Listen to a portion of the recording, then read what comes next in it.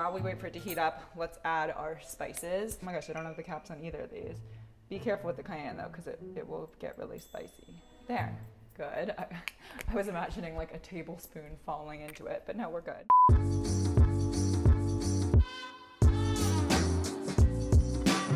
Hello friends, and welcome back to Maxi's kitchen. Today I'm going to show you a very, very important skill in cooking, and that is how to make a bechamel cream sauce. This is something that I used to be intimidated by because my mom always used to make them, but it's so easy. I think you're gonna be shocked. And once you master this, it will unlock a huge realm of possibilities. You'll be able to make mac and cheese, a white sauce for lasagna, you know, cream spinach from scratch. The list goes on and on and on. So excited to show you how to make it because I think this is a really important one for you to know. Let's hop in. Okay, so you want to make sure that you have your ingredients prepped for the bechamel before you start cooking with heat because it'll happen kind of fast. The first thing that we're going to do is we are going to cut 2 tablespoons of butter and get that ready. This is Kerrygold, which I love using. I feel like it has a really delicious flavor. So there we go. So just put that in a little dish or stage it somehow. Ooh, stuck to the knife. Then you want to measure out your milk. You can use skim milk. This is whole milk just because this is what I have. But yeah, if you want to make like a lighter version of like a mac and cheese or cream spinach, then you can definitely use skim milk. My mom did that a lot when we were growing up. So just measure this out. Oh my gosh, is this going to be perfect? Perfect. Ding, ding, ding. Yay. And then last but not least, we're going to prep our flour. So just measure out 2 tablespoons. Oftentimes I'll make like a double the amount that I'm making right now. For like a lasagna or mac and cheese, I'll do double this amount. But since I'm just doing this for the tutorial, I thought maybe try not to waste so much, but maybe I'll make something out of it after. We'll see. I'm doing a lot today. So that's it. And then there will be some like spices and salt and pepper that we put in, but that will be once the sauce is already kind of created, so you don't have to worry as much. So this is really all you need to prep. So easy. All right, folks, welcome to the stove. As you see, I don't even clean up my clutter anymore, and that's how you know we're really friends. So I have my pot, my Dutch oven, heating on medium high. And now what I'm gonna do is I'm gonna add the butter. So we just wanna put the butter in the pot and then we're just going to melt the butter. So we're at medium high. I love how gorgeous and yellow, orange, beautiful this butter is. Kerrygold. Okay, so now that the butter is almost melted, we're gonna sprinkle in the flour. And you wanna cook the flour in the butter, okay?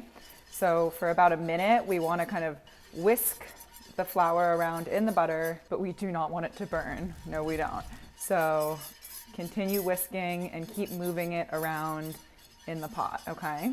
So just for about a minute. If you feel like, you know, the heat's getting out of control, you can always turn your heat down. You are in control, don't forget that. So that's good. Now, we're gonna add the milk slowly, and then you're gonna add a little bit faster towards the end. So we're just gonna add a little bit of milk to start, and then incorporate. So get that milk mixed in to the rest of the mixture, and it'll start thickening up. And my mom always said it'll start looking like mashed potatoes, which totally looks like mashed potatoes. Okay, so once you get that mashed potato consistency, add a little bit more milk, maybe like a 1/4 cup at a time would be a good, or ish. And it's not, don't worry, like it's gonna work, don't worry. So just mix that around. You'll see that again, the consistency will start to look like mashed potatoes. So now we're just gonna add a little bit more milk. And now, like, you can start adding more and more at a time as you get further along here. You will see some clumpiness, but don't worry, that's okay. Okay, now see how it's smoothing out. Okay, the rest of this we can probably just do in 2 portions. So I'll just add that, mix it up. And now you see it looks definitely a little bit thinner. But now that that's incorporated, we're gonna add a little bit more, or actually not a little bit, we're gonna add the rest. And then I always notice once you add the rest, it almost seems too thin. You're like, what happened? But don't worry, that's normal, and it'll continue to thicken up as it heats. So now it actually seems pretty thin, as you can see.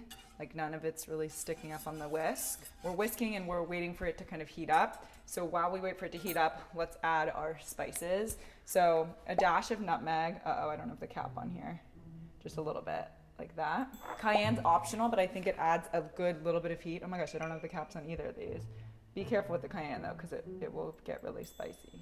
There, good. I was imagining like a tablespoon falling into it, but no, we're good. Salt for this amount of bechamel, like 3/4 teaspoon. So that's a 1/2 teaspoon plus 1/4. And then a pretty good amount of black pepper, probably like a 1/2 teaspoon of black pepper. Always fresh grind your black pepper though. I never get black pepper out of a spice jar just because no. And now you just want to mix this together and you want to make sure it doesn't burn. And at this stage, you can even turn up the heat a little bit higher if you want, if you're not seeing bubbles, and it'll just thicken up a little bit more. But honestly, we're almost done. So easy, right? So now it's starting to bubble. You can see little bubbles. So continue whisking. And probably only like a minute longer we need to go here. And one little trick I'll show you, the bechamel should stick to the back of the spoon. See how the back of the spoon has like this white residue? So that means that it's properly thickened and we can turn off the heat. So that is it, you guys, so easy. Now you could add noodles and make a mac and cheese. You could add spinach and make a cream spinach. There's so many different things you can do with this. Okay, time for the taste test. And to be honest, I usually would not pour this into a bowl and try it like this. It would go on to be a part of another beautiful dish, but hey, no one's gonna stop me because this is beautiful and delicious. I'm telling you, creamy, delicious, buttery, but not overly rich somehow. And the spices are amazing. Like that black pepper really comes through, just a little bit of the nutmeg and cayenne. It's so good. The salt level is perfect too. I honestly could eat it plain. That's how good it is. Thank you for watching the video. I'm sending you so much love. I truly, truly appreciate you watching. So thank you. Like and subscribe.